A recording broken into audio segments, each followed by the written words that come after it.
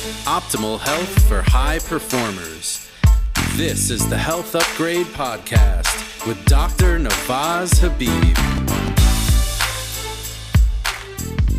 Hello, everybody. It's Dr. Habib, and I'm excited to have you back on the Health Upgrade Podcast with me and my co-host, JP. How are you, sir? Doing very well. Thank you. Amazing. And we are very excited about today's guest, Mira Dessy, a wonderful friend of mine. This episode of the Health Upgrade Podcast is brought to you by Truvaga. Have you been looking for a simple way to feel calmer, think clearer, and sleep better? Imagine achieving this with just 2 minutes a day. I'm excited to introduce you to Truvaga, a handheld device that supports your nervous system through gentle vagus nerve stimulation. As a doctor specializing in functional health and wellness, I've seen firsthand how Truvaga has accelerated healing in my clients. I've used this device to help people with a range of issues, from sleep disturbances and heart palpitations to digestive dysfunction, nervous system imbalances, and mental wellness concerns. The results have honestly been remarkable. Truvaga is designed to catalyze and accelerate the shift in your body from fight or flight to rest, digest, and recover mode, helping you manage stress, maintain mental clarity, and unwind more easily. It's not just theory. I've witnessed its positive impact on real people facing real health challenges. The best part? Truvaga fits seamlessly into your routine. No need to carve out hours for wellness. Just 2 minutes a day can make a difference. It's a small investment of time for potentially significant benefits in how you feel and function each day. If you're curious to experience Truvaga for yourself, visit truvaga.com/upgrade. You can save $30 on your device by using the code UPGRADE30 at checkout. Remember, that's truvaga.com, truvaga.com/upgrade. It might just be the first step towards a calmer, clearer you, just as it has been for many of my clients. How are you, Mira? I'm doing great. Thank you. So we're really excited about the topic today because I think a lot of people don't truly understand just how many ingredients in their foods are actually causing a lot of issues in their health. And we know that food plays a very important role in creating a positive, healthy environment. And we want to talk today about some of the ingredients that people haven't really paid a lot of attention to or can't really understand what they truly are and if they're actually beneficial or they're filler or they're actually causing problems in their health. And we'll get into that in a few minutes. But I want to start off just learning about your story. What brought you into holistic nutrition in the first place? How did you end up as the ingredient guru? Well, it was definitely a journey. So I started in a completely different career many, many years ago. I was a database administrator for an international research firm. And over the years, I was having tummy troubles or I wasn't feeling well. And to make a long story shorter, my immune system basically imploded. I wound up being diagnosed with 5 different autoimmune disorders and wound up having to leave my job because I was so ill. I literally had trouble walking up a flight of stairs. I had to lie down on the landing and rest. I couldn't raise my hands up to brush my hair. My arms would start to go numb. I would feel like I was going to pass out. And I had to make a choice between doing laundry or feeding my kids. Like I only had that much energy. And over, a period of time, my joke is that if there was an IST, I had it: gastroenterologist, cardiologist, rheumatologist, like I had them all. And the big change for me, the tipping point, if you will, was that I had 2 appointments in 1 week that made me realize that something had to change. One was an endocrinologist who said, "Oh, there's this medication I want to give you, but..." Sorry, it was the rheumatologist who said, "There's this medication I want to give you, but I don't know if your endocrinologist will like it." And I'm not a very confrontational person. So I was like, okay. And then as I was driving home, I started thinking about that. And I'm like, well, if you're not going to do anything about it, why are you going to tell me that?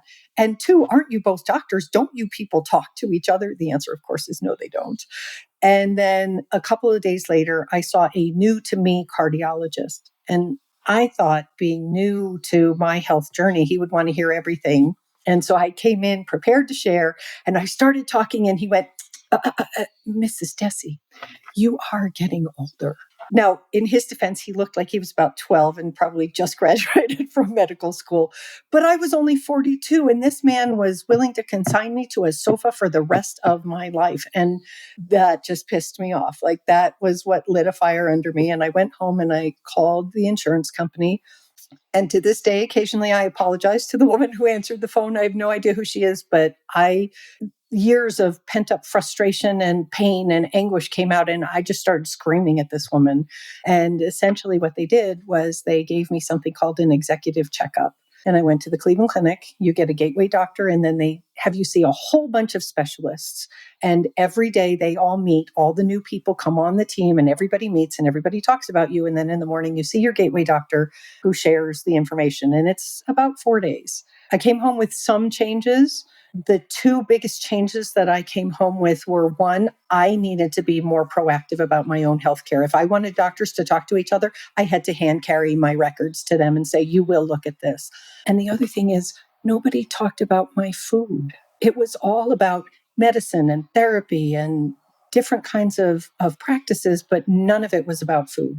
And I will share that at the time, my friends would always say, oh, you're one of the healthiest eaters I know, because we belonged to a CSA. We went and picked at, the farmers' fields, and I made jars and jars and jars of tomato sauce, apple pie filling, jams, jellies, pickles, everything. Like, we did all of that. And I'm not going to lie, we also still had crap in our pantry. And as I began to realize that food played a bigger part in it, I also began to realize it wasn't just what we were eating, it was what was in what we were eating that was a hidden cause to things. And I taught myself everything I could, turned to my husband at one point and said, I think I have to go back to school. I've learned everything I can. And I went to school and became a certified nutrition educator. And then I thought I was going to go into a different field, but man, nobody was talking about what was in what we were eating. And that had just become such a passion for me. And over the years, I have supported thousands, tens of thousands of people in changing what happened with their health journey, because we're willing to dive a little bit deeper into what's in what you eat. Yeah, that's a great story. And kudos to you for taking the initiative to take on your own healthcare advocacy. That's one of the things I tell people all the time, is that do not expect the medical community to be the advocates for your health. You have to do it yourself. And I remember I was over in the UK talking to the head of the General Practitioners Association, or Royal College of GPs, and the physician who was in charge of it. She looked at me and she said, when I was talking about the fact that neurologists weren't talking to gastroenterologists, and they weren't talking to endocrinologists, and they weren't talking to, the rest of the specialists. She said, you mean the partialists? And I said, Ooh. what do you mean partialists? Because I was referring to specialists. She said, no, they're partialists. They know part of the body. They don't know the person. Wow. So I'm sure you're probably going to use that one. They're all partialists. When you said that, cardiologist sort of held his hand up and said, no, I don't want to hear any of it. You get the same thing with neurologists. You'll get the same thing with gastroenterologists. They're not interested in anything other than the one organ that they seem to have specialized in. And you're right. They're to either get you to undergo surgery or take the medication that they're getting reimbursed or encouraged to sell by the rep that's coming there and buying them donuts. And it's the system you have to navigate with fortitude. You have to go through it with fortitude. And you also have to be willing to, because when you start on this journey, I came from a family system that said, oh, doctors, doctors, you listen to the doctor. And I all of a sudden was talking back, and some of them are willing to learn. Some of them really don't like it. And then as things start to change, they're like, well, it's, not otherwise specific alterations in the body. And I will share, my primary diagnosis was ulcerative colitis. And so I do get regular, scopes in order to just stay on top of everything. 2 scopes ago, I was told that I have no signs of ulceration in my system. Like, I have completely resolved that. And I turned to my doctor and I said, am I healed? And he said, you're in remission. We don't call it that. Yeah. What did you call it when you are in remission and it never comes back? Right. Retroactively say you must have been cured. So, yeah. And then the other thing was, well, what did you do differently? a lot of things that none of you talked about. I not only changed my diet, I changed my lifestyle. I learned to add self-care practices. I learned to add better sleep. I learned to add meditation and mindfulness and time in nature, like things that really support the body on such a deep level. Hey, a lot of those things are really new. I mean, things like eating well and sleeping. I mean, who knew? Only been, what we've been doing that for basically a couple of billion years, right? Yeah.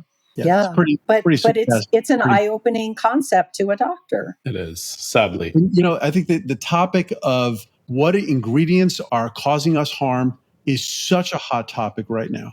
And I know it's sort of like one of those, 20-year, 25-year overnight successes for you to suddenly see everybody in the social media world all of a sudden talking about this topic that you've been passionate about for decades. Yeah. But at the same time, it's great to see, you talked about Yes. nutrition being something that physicians know nothing about, even though, Hippocrates, they all take the Hippocratic Oath, but Yes. Hippocrates said, let food be your first medicine. Of course, everything else is, I don't care how much medicine you're taking, it's still barely a condiment compared to the food that you're putting in your body. And yet they don't teach it at medical school. And I love the fact that the recent executive order coming down is that medical schools aren't going to get the federal funding unless they have nutrition programs. I actually think they should take it one step further and say, if you want to be recertified at the board level, if you want to be recertified, then you must take a course in nutrition because we're going to test you on it and make it, because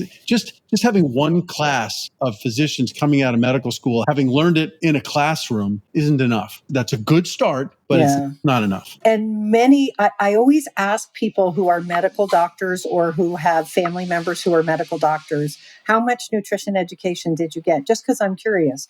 And the answer ranges in 7 years of medical school, 24 to 72 hours in general. It's better than the autonomic nervous system. I've heard people say you get a half hour. I mean, Whoa. And the autonomic nervous system is like controls everything. It's, that's crazy. Anyway, yeah. Yeah. It's crazy. And the thing is, I certainly am not a doctor, and I don't treat, I don't diagnose, I don't prescribe. I love when I can find clients who have doctors who are willing to work with me because I can share so much information to support them. Some of them, they still feel like it's a little, weird and a little hippy dippy. And I'm like, it's just food, people. Like, it's just food. But it's one of the four makes things. Such a huge difference. Sleeping, exercise, good food, and lowering your stress levels. It's not difficult. It's been around for 10,000, 20,000 years of knowledge. Mm-hmm. And why ignore it? Let's not ignore it. Let's put it to work. And, and they're starting to see, there's gluten allergies. Some people start to think about gluten. They think about, okay, what are some of the food dyes that are being used? Mm-hmm. In fact, let's dive into the topic, with both feet here. If you go back 100 years, foods that were available then that are available now, even things that were, that you bought in a box as opposed to, just picked off a vine or, you bought from a butcher, those foods have changed. They've changed with respect to the ingredients that are put in them. Even though they still have the same brand name, they still supposedly look the same, they are different. And so let's talk about what some of the really pernicious ingredients are. That is such a great question. And one of the challenges that I run into is I have some that are like my top, definitely avoid these, but because we are all bio-individual, some people will respond more to other ingredients. And so you really have to, one of the best things we can do as humans is learn to read the label, but also really learn to tap into our body. How do you feel after you eat something or when something is going on? How do you feel when you are trying to nourish your body? Because we're not taught that. And it feels like such an unusual concept. I will say artificial colors definitely are one of my top nasties, in part because they're made from petrochemical dyes. We are not automobiles. We are not meant to consume gasoline byproducts. And unfortunately, they hide in a lot of things. The two biggest places that I get people to sort of open their eyes to where they're hidden is in things like pickles or foods that are white foods, they typically use a blue dye because blue makes white whiter. And so again, you just have to look at the label.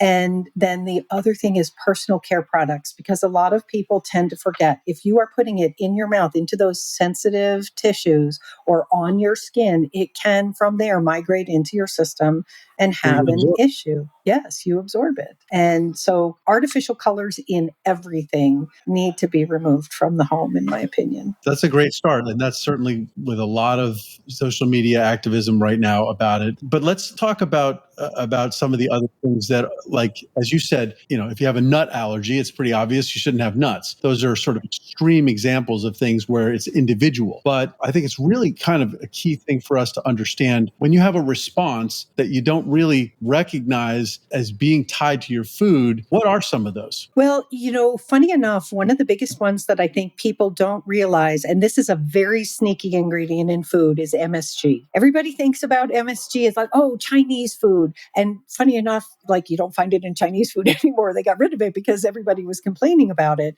The problem is monosodium glutamate is a particular excitotoxin that can overstimulate the brain, causes lots of problems. And for people who have migraines, for example, it can be very, very challenging because it just overstimulates the body and can be a tipping point into a headache or a migraine, depending on how much you consumed.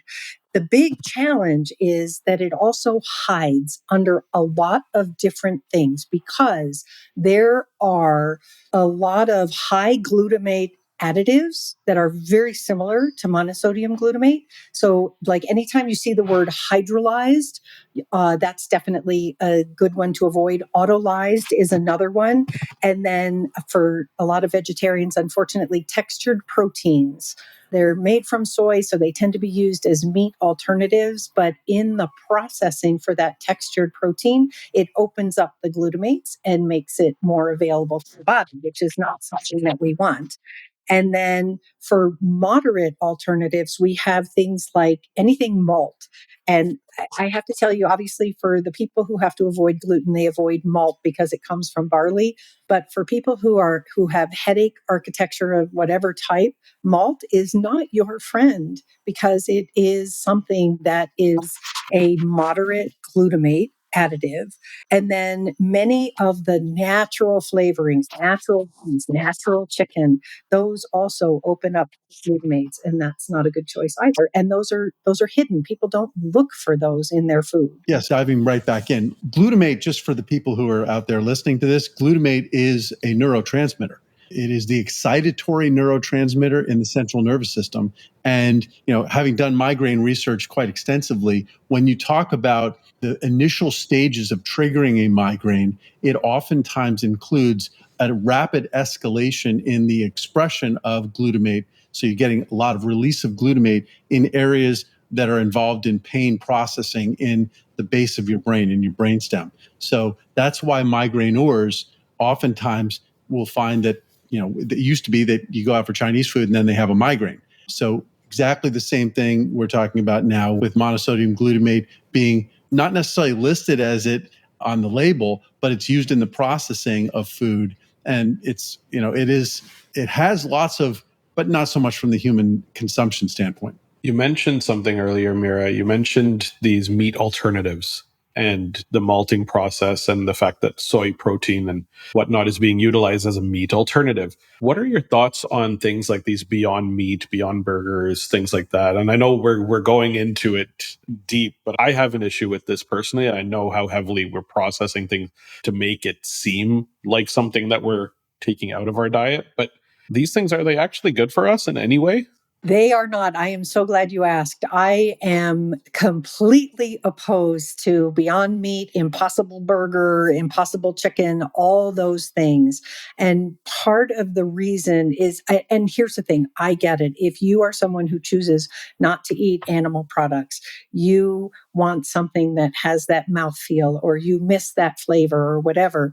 But really, these are not your friends, in part because of how they're highly processed. They tend to be made with products that are either genetically modified or have high glyphosate content, which is terrible for your gut. And that has a whole bunch of downstream impact. And then the other challenge that we have is there are so many things that have to be done to process those ingredients to make them to the point where they are, that it is a highly, highly ultra processed food that really does not agree with our body. Yeah. And just to drive home that point about glyphosate, which we have not done a podcast on glyphosate, and it probably would be a good one to do, is that the microbiome is so critically important in our bodies. And glyphosate devastates it because it's basically a toxin. It's designed to do that. But most people don't think about is the fact that the same way that the microbiome is critical for human beings, we're really sort of a conglomeration of lots of different life forms, so are plants. And so are every living organism on the planet. So when we're spraying the fields with glyphosate in just, millions of tons of it every year, what we are doing is destroying the microbiome in the soil. And plants can't grow without soil. I mean, we all saw the movie The Martian, where Mark Watley is planting potatoes on on the planet Mars, and he grabs dirt from Mars, but there's no bacteria in it, so he has to use the fecal matter from his teammates into the soil in order to inoculate it with bacteria so that the plant can grow. That they need that. And when you use glyphosate, you're not just killing bugs, okay? It's not just a pesticide. It is a lifecide, okay? It's killing all life, okay? So you're ingesting that into your gut, you're damaging your microbiome, but the foods that you eat, even if they're washed of the glyphosate, are nutrient depleted because they didn't have a rich and normal microbiome in the soil that they grew in. It's also a chelator, so it's already binding some of the minerals, so the plant can't even uptake it in the first place. Yeah, yep, exactly. And we need those trace minerals in ourselves. So glyphosate isn't just killing the microbiome, it's damaging our ability to take in trace minerals that we need. And even more than that, one of the things that I've seen, which I find so fascinating, is bugs have, we have now bred some bugs who think glyphosate is delicious. And so they are attacking crops because they like it. And then the other thing is, I read an article probably about a year ago that talked about the fact that we have created super weeds because nature evolves. Nature wants to grow. And so it's trying to find a way around. And they have now created super glyphosate, Roundup 2, essentially, in very simplistic terms. And so we're just poisoning the soil even more. It's ridiculous. Yep. This is so scary to hear and just insane to think. And I think, JP, you said it earlier that just like 100 years ago, none of this really was an issue. We were eating food. And I think I just want to quickly kind of bring this back. The definition of food in itself, I think, has changed over the last 100 years, right? What constitutes food and what constitutes a nutrient providing tool that nature is giving to us that we're supposed to be grateful for, utilize, and help with our own uptake and growth. The idea that we have to even talk about food being real or real food, eating real food, I think is just a uniquely modern issue. Talk a little bit And about really kind US, of and really largely US based, because more do so not for have sure. this problem in Europe. And I hear the argument that people make, which is, well, we need to process food. We need to feed 330 million people in the United States. It's too difficult to provide everybody with whole foods. They're doing it in Europe with 500 million people, 600 million people. And maybe they don't have Twinkies over there. Maybe they don't have things that in the United States we have, but they have all of the good food and there's plenty of it. And so it's not like people are starving in France and they've got, France and Italy. I mean, Spain. I mean, the food is fantastic. Yeah, but I will gently remind you that we are a global economy and there are 7 top food companies in the world, most of them American, who make food for both the US and other parts of the world. And they will modify over there, but they are trying to change the rules over there because they want to do what's best for the food manufacturer, not what's best for the consumer. And I will also share that a lot of what we consider food is food adjacent. Yes. For example, I'm not going to lie, I grew up as a kid eating, and my mom, bless her, like we ate a lot of fabulous things and we drank raw milk and all that kind of stuff. But then sometimes we had, craft singles. And if you look at that, it says processed American cheese food. No, sorry, processed American cheese product. Yes, because they're not allowed to call it a food and they're not allowed to call it cheese because it's less than 51% cheese. Right. But, we feed it to our kids because we think it's a slice of cheese that's easy to throw into a lunchbox. And so I'm really glad to see it is plastic. I'm really glad to see that things are starting to change, that companies are beginning to change. And one of the things that I have said for many, many years is we truly must vote with our wallet. You have to read the label and you have to make a choice because food producers are not in the business of making food. They are in the business of making money. And if you will not buy their product, they will change it. And we in North America in particular have, at least at the beginning of it, and it's now gone global. You're right, absolutely, that we are in a global economy, but the obesity epidemic began in North America, right? The diabetes epidemic began as a uniquely North American issue. Our biggest export is obesity. Look at China. If you go to China, you will see that in the last 20 to 25 years, Kentucky Fried Chicken has become the thing over there for their, it's a status symbol. And the obesity epidemic is hitting them and they are unhappy about it. I speak to people in China regularly, and I can tell you that they are aware of the problem and they are taking steps to stop it in ways that may seem authoritarian. And you'll have the free market people saying, oh, this is exactly but they're recognizing a threat to their population and they are taking steps to stop it. And we need to do the same here in the United States. Let's tackle an adjacency to that issue, which is, it's gotten a lot of press and there's a lot out there. Let's talk about the various different types of oils that get used. What we used to use, olive oil, beef tallow, things like that, and butter, real healthy butter, to, first it was margarine, then it was, seed oils, then it was, the trans fat. Soybean, canola, all of these.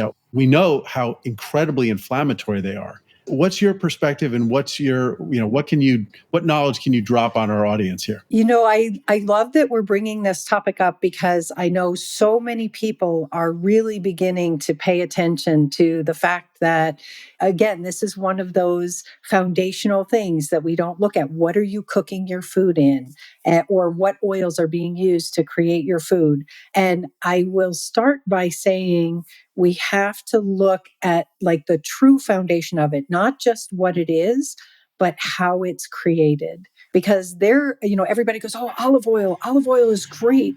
Well, at one point, and I haven't looked it up in the last year or so I don't know if it's still true, but at one point, more olive oil was being sold than was being produced globally. So what does that tell you? It's not really olive oil. We also have to look at how it's processed. Is it truly an extra virgin, cold processed, first pressed, good quality oil? Or is it made up of a lot of different things? And where did it come from and how was it grown? We also have to look at how it's stored as well, just as a side note. Which containers, are they dark glass or are they in plastic bottles? Yes, those clear plastic bottles of olive oil at the grocery store are not good for you. That oil has, first of all, been deodorized and has been highly processed, and the light is breaking it down. It is not your friend when it comes to cooking healthy foods. And you have to be careful about what temperature you cook it, because even with the healthiest oil, if it has a burning point, basically, what's the point at which it chemically alters and becomes different? We see butter, you take a pat of butter, you put it in the pan and you're going to fry an egg. Everybody's seen that like brownish color that it gets and leaves sort of a residue in the pan. Well, that's because butter, is not bad. Has a lower smoke point. But has a lower smoke point, and you're actually literally changing the chemical structure into something that isn't so good for you. That's why the highest points are things like beef tallow and ghee and coconut oil, even olive oil. Olive oil, you say low temperature cooking, okay. High temperature cooking, not so much. Yeah, different oils are useful for different things. And I think that's one of the things people tend to forget too, because they want to simplify their life and they're like, I just want one oil. I'm just going to do olive, or I'm just going to do avocado. And they forget that there are other oils out there or other fats out there. And our bodies really do well with animal fats. Tallow and schmaltz and lard are, and I understand for some people there are spiritual reasons why they're not going to eat tallow or they're not going to eat lard. Sure, that's fine. But Coconut those oil. animal fats are not bad for us, right? Well, coconut oil actually used to be very, very popular. And then when margarine came out, there was a whole push because they used to use coconut oil to flavor popcorn at the movie theaters. And then they came up with this fake yellow butter stuff and they told everybody, oh, coconut oil is so bad for you. It's so highly saturated. We have Ansel Adams to thank for that whole debacle. But it just really is problematic because we are not paying attention to those things that can be good for us. And I will share, I am not highly opposed to seed oils. I think they should be used in moderation in the diet, not a lot of them, and they are not good for cooking with. Seed oils are good to use as like a dressing, a salad dressing, or a marinade or something like that. They're not good for cooking because they typically don't tend to have a super high smoke point. And I also feel that it's better for us, for our body, our system, to actually use a variety of oils and to Types not of just fat. stick with one thing. Yeah, Yes.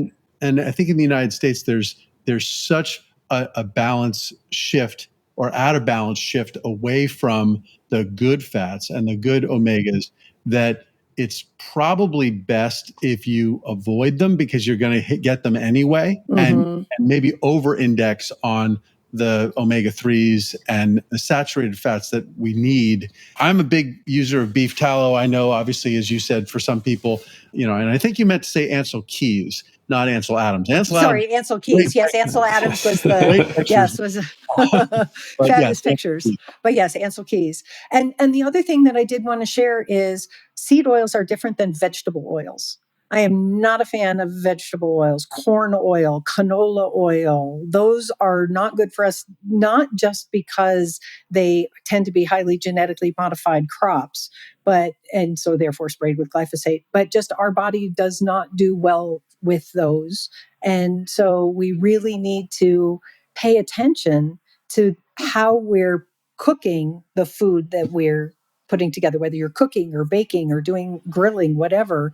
Like that's, again, a foundational level that most people ignore because they have that big bottle in the pantry and they just grab it and use it and they don't think about, it's you can buy dirt it cheap. at Costco. You can buy Yes. that Mazola oil. I mean, first off, they should just call it motor oil because that's what it was originally made for. I mean, you've seen the exposés where it was originally, and the way they make it with the high pressure containers and the sludge and the hexane that they have to use in order to, that's a processing issue. And unfortunately, they do use hexane in like seed oils and other things like that. So you have to make sure that you know how it was made, where it came from. Like we can't really be ignorant of how our food is made anymore.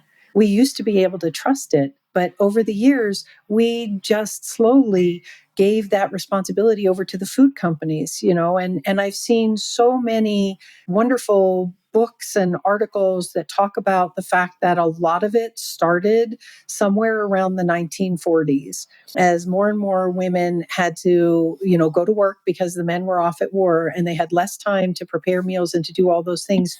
Food production began. And then men, once they took over, they were like, how can we do this cheaper, faster, easier, more shelf-stable for us? And there's actually a really fabulous book called Combat Ready Kitchen. And it talks about all the foods that we have that were designed to support the military, sometimes just because they had to feed them. And then once the companies did that, they certainly weren't willing to let go of the money that they were making. And so that's where we get things like, believe it or not, granola bars and Lunchables and other things like that. They came out of the military mindset. Yeah, and it's the adoption of replacing complex carbohydrates and really protein and good fats with sugar. I mean, the incredible increase in the amount of sugar that's consumed in the United States is really a function of the fact that they were just looking to put calories in humans. They didn't care what the calories were, they just needed energy. And they didn't care what the downstream consequences of it, because frankly, compared with catching a bullet, sugar was not even something that was on the radar screen. And then of course the sugar manufacturers paid off Ansel Keys and the Harvard researchers to say that it was really all the fats problem. It was really it's really unfortunate that we referred to people being overweight as being fat, because that's not what you should say is that person's all carved up. That person's sugared up. Sugared up, yeah. Sugared up. So, and part of the challenge too is we are biologically programmed to seek out sugar. Because millennia ago, we were racing to beat the bears and other animals to the honey and the berries and everything else. That was energy. That was a good source for us. We were never, ever biologically designed to live in a time of sugar overload. And once food producers discovered how much we subconsciously respond to sugar, they started putting it in everything. There are some crackers out there, they have sugar in them, but they're meant to be savory. Well, if you start eating all of these savory foods that have sugar in them, how much sugar do you need for a dessert to taste sweet? And as I joke about this, when my grandson once said, "There's always room in my dessert stomach." Like as humans, it doesn't matter how full we are. If someone offers us a little dessert, we'll go, "Oh yes, please." We love sugar. Our stomach actually expands to take in sugar. Yeah, so we do make more room for it. And then on top of that, there's a really wonderful book by Michael Moss called Salt, Sugar, Fat, where he talks about how food producers work so hard to find what they call the bliss point. What is that perfect point at which, as a human, you cannot stop eating? And it was a little disgusting to read that one of the ways they do it is they hook people up to MRI machines and then they tube feed them and they see what parts of their brain light up with different combinations, And so when I see those commercials with potato chips, it says, "But you can't eat just one." It's like, yeah, no kidding, because it's hyper palatable and addictive. No wonder you can't eat just one. And again, then we start looking at what's in there. And none of it is real food. None of it is nourishing your body. And part of the reason I believe we're so overweight is because we are malnourished. Our bodies are hungry for real food. You're For absolutely right. real nutrients, right? We want more nutrients and we're taking in calories that are nutrient poor. We need nutrient dense foods that are not necessarily high in calories. Not to say that calories are a problem, but if the calories come with nutrient density, then we're ideally in this situation of getting in what we need. Problem is we have a mismatch going on. I want to ask about sugar because I think this is huge. And I was at a barbecue a couple days ago and somebody had a Mountain Dew, and I just, for jokes, looked at the label. I didn't realize 46 grams of sugar in one can, 355 ml can of Mountain Dew. 46 grams. That's insanity. 11 and a half teaspoons of sugar. Now, think about that. 11 and a half cubes of sugar.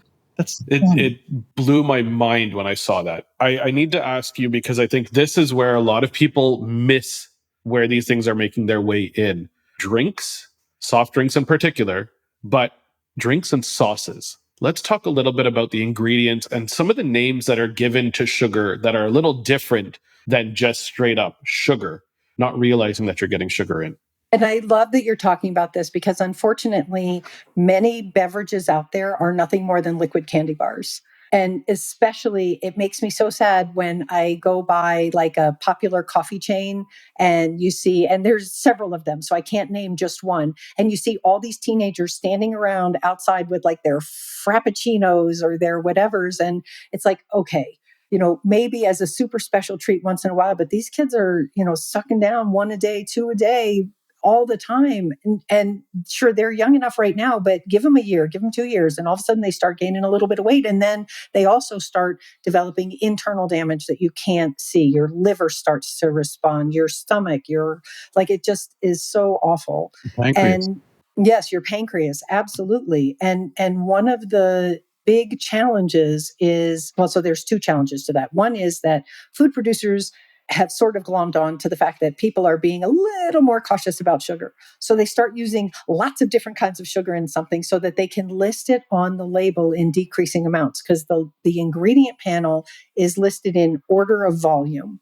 And most people know that, but they don't look at that and then go, how many times did I see a sugar on there? So if you see something like a barley malt or a rice syrup or maltodextrin, like those are alternative names for sugar. Or high fructose corn syrup. High fructose corn syrup is a whole other topic.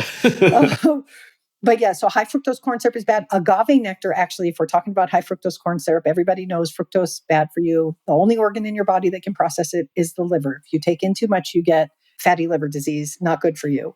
Agave nectar is a huge darling for a lot of people because it is a low glycemic sweetener. It does not hit the blood sugar very quickly. That's great. Unfortunately, it comes with an astonishing amount of fructose. High fructose corn syrup, 55% fructose by volume. Agave nectar, 70% fructose by volume. And so, but what happens is every now and then I do these classes where I teach label reading, and I invite people to bring me things from their pantry. And I say, if you want to bring me the best thing that you think you have, that's great. But really, I want you to bring me the worst thing that you have, because I've seen it all. And I'm really excited to see what you've got that we can make a difference with. I once had someone bring me a package for a baked good that had, I'm not kidding you, 7 different kinds of sugar in it. And the only way to know that is, if you don't want to count the amount of times a sugar name appears, is to look at how many grams of sugar is in something. And you look at it and you think, 2 cookies is like 20 grams of sugar. How is that possible? Because there's so much in there. And then the flip side of that is that, so a lot of people start turning to artificial sweeteners because they're like, oh, I still want the sweet, but I don't want all those calories. Like, I know that's bad for me. And they start switching to artificial sweeteners. And especially if you are someone who has a migraine history, artificial sweeteners are the kiss of death for you. They are not your friend. And I personally believe nobody should be eating artificial anything in the first place. But one of the biggest challenges with artificial sweeteners is how they overwhelm the brain. And again, we are not paying attention to where they hide in foods. We just see, the low calories and think it's okay. And then there are so many names for artificial sweeteners at this point, and some of them are really, really tricky. 2 of my least favorite are Purvia and Truvia, because they're playing off the stevia name. They use a chemical analog of stevia. It's not pure stevia, and they make it sound like it's good for you, but it's still an artificial sweetener. And so the whole concept of sugar is just very overwhelming because it appears in so many different places. I think the most important thing for people to realize is you actually can change your sugar palate. You can reset yourself to like less sugar. It takes time, and it takes patience, and it takes reading the label to learn how much is in there. So it's really about learning all the different names and then recognizing, do you really want to do that to your body? Yeah. Just to harken back to something else you said earlier about the fact that we're nutrient starved right now. And as a result, part of our overeating is the fact that things are being packaged in a way that makes it impossible to stop eating. You can actually see on the MRIs the areas of your brain that are lighting up, that, the dopamine reward that you're getting by eating that extra Lay's potato chip. But we had Dr. Anthony Chafee on, and I recognize he's all about carnivore, and there are people out there who, for whatever reason, choose not to eat meat. But I have moved on to a largely carnivore diet and shifted to eating really only about 1 meal a day. I'll have like a handful of macadamia nuts or something like that during the day to sort of just take the twinge away, or maybe a slice of a good cheese. But my only meal of the day is usually a large steak at dinner time, and I am not hungry. I mean, most of the day I am not hungry, and I am putting in 10 miles on the treadmill before I have that meal. And, so I'm burning up calories, I'm using fuel, but I am not nutrient starved as a result of eating beef. Beef has a tremendous amount of those nutrients that are lacking in processed foods. And I will share, there are a number of people who do really well on that style diet. It kind of goes back to, you see, I think there's still a lot of people who are very heavily into keto. You see some people who are do phenomenally well on keto, lose a lot of weight. I mean, the thing that's always hard is if you get a husband and wife couple and one of them loses 20 pounds and the other one loses 2 pounds, and the 2 pound person goes, "What's wrong with me?" And the answer is there is nothing wrong with you. That is not the right plan for you. I think the most important thing to keep in mind, regardless of whatever dietary protocol you are following, there is no one size fits all diet for the entire human race. We are all bio-individual, and some of us balance differently. And then my own personal experience has also taught me we change over our lifestyle. I actually got to the point where I created a joke, which is our dietary needs change throughout our life cycle, because if they didn't, we would all still be drinking breast milk. We have to keep in mind. And that's where, going back to what I said earlier, we have to learn to tap into our body. How do you feel? So, JP, if you were someone who was like, yeah, I really want to do this carnivore thing, and then you were like, man, I am not feeling good, like my gut is out of whack, or I'm not sleeping well, or something's wrong, then that's not the right plan for you. Obviously, it agrees with you. You feel good. You feel energized. That's great. But it's about tapping into your body and making sure that you know how you feel and if you're nourishing yourself deeply enough. Yeah, I think and you're that's absolutely right. People, this may work for me, but it may not work for other people. My point was more around the fact that because I believe through this change that I've made that I am getting the nutrients that most people are starved of. Therefore, I'm not hungry. I have the nutrients. My hunger level has subsided despite my exercise actually being more than it was before. The amount of calorie expenditure, you would think that I would need more, but I don't. I'm not as hungry, and my weight is stable, and so I'm not losing. But it's just as a result of getting the nutrients, the trace minerals, et cetera, I'm not hungry. And the amino acids, like that's part of what gives us satiety. If we are nourishing the body and we are getting amino acids and the micronutrients and the things that our body needs to be able to function properly, we don't have cravings. And it's so interesting when I work with clients sometimes. And I had one once who wrote me a note, and we'd been working together for, I don't know, probably about 2 months. And we'd made a lot of changes. And she went to a meeting at work, and normally they brought in, catered deli kind of thing. And she wrote to me and she said, "What did you do to me?" She said, "Normally when I go to these things, like I've gotten better about what I choose in terms of my lunch. And then I always tell myself I'm going to go over to the dessert bar and I'm just going to get one thing. But in truth, I get one of everything." She said, "This time, I didn't even want to go over and look at it. What happened?" And I was like, "Because you don't need it. Like, it's a choice now. It's not an overwhelming compulsion." I love that. I think that's such a big, powerful kind of point here is it's not a compulsion anymore. It's not a dopamine based desire. It's a real understanding of hunger and what your body functions well with. And you mentioned this a few times now, just being able to take in inventory of yourself and really understand what the food is doing to you, how you feel. Is it helping you out? Is it causing a crash, or are you feeling positive, feeling good after it? Taking that personal inventory and truly understanding what's happening internally. We have people that are listening to the podcast that are kind of on both sides, right? We've got the people that are very much at the beginning, or they're in a bit of a health upgrade journey already, and then we've got the people that are doing pretty intense work in their dietary protocols. Can you give one or two tips for each set of people? And for those that are starting out, what are the first few things to kind of look for, things that you can identify in your diet when reading a label, and things to try? And then those that are further on but still having a bit of difficulty, what are some tips that they can take on as well? Yeah, thank you for asking that. I will say for both, I honestly think the biggest thing is learn to read the label. Because even those people who are further along, if you're stuck on protein powders or, certain health foods that you feel are really good for you, it still matters what's in them. Like those ingredients are super important. So definitely looking at that. And then the other thing that I think again applies to both is to, on a regular basis, sit down and do what I call a wellness circle inventory. So look at, because unfortunately, all too often, and this was something that I had to learn the hard way as I was on my own health journey. All too often, we get so focused on what we eat because that is the narrative that is out there in the mainstream world. Oh, you are what you eat. Oh, just eat less and exercise more. So, okay, maybe we talk a little bit about fitness, but nobody looks at how are you sleeping? How are you hydrating? What is your self-care practice? Self-care, my response with my clients is self-care is not selfish. It is being me-sponsible so that you can do the things you need to do for yourself and for those you love and care about.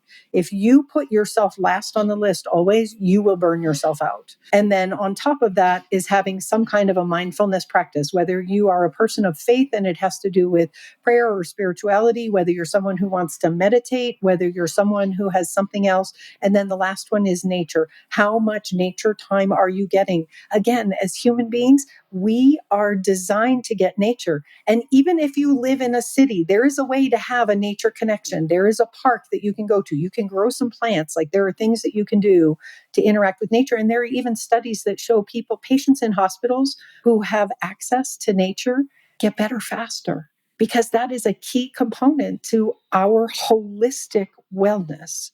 So I think those both apply for both sets of people. This has been absolutely wonderful, eye-opening, and just so educational for everybody who's listening. JP, any final thoughts as we wrap it up? No, I think this has been really educational, as you said. I think that our audience is going to really eat this up, no pun intended. And there's so much more that we could tackle. Is there a way that our listeners and other people can learn more about you and your practice and your teachings, social media connections? Sure. So I am known as the ingredient guru. You can find me. I have a website, Instagram, YouTube, all of that is the ingredient guru. And then I do also have a newsletter. If people want to, you can sign up for that. It's Mira Dessy, MiraDessy.substack.com. And that's, you can sign up and I share all kinds of information about what they do, to food. And then I also share a lot of holistic health and wellness things as well. Brilliant. Thank you so much, Mira, for joining us and for sharing your amazing story and all of your insights. It's really hitting home, and I'm so glad we were able to have you on and to share this wonderful information with everybody. If you got to this point in the podcast, I think there's probably more than one person that you can share this episode with, because this is for everybody. Really understanding what we take into our body, really understanding the fact that whatever is being put into your food is going in and having an effect on your microbiome, on your gut, on your vagus nerve, on your brain, and on every single cell functioning in your body. And if you do not feel well, there's likely something that's entering your body that's causing a problem. And do some work, do some real in-depth analysis of what's happening inside your pantry or in your fridge, and really understand if you're nourishing yourself or causing more problems. Take this episode, share it with 1, 2, 3, 4, 10 people who you think could utilize this information. And we hope to catch you all on the next episode of the Health Upgrade Podcast. Thank you all for listening.